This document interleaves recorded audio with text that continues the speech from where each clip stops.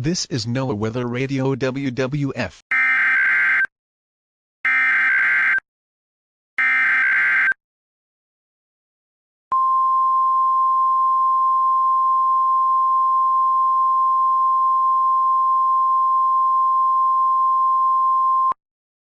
This is the National Weather Service in Binghamton, New York. This is a test of the warning alarm system during potentially dangerous weather situations. Specially built receivers can be activated by the signal to warn of impending hazard. This test is conducted each Wednesday between 11 a.m. and noon.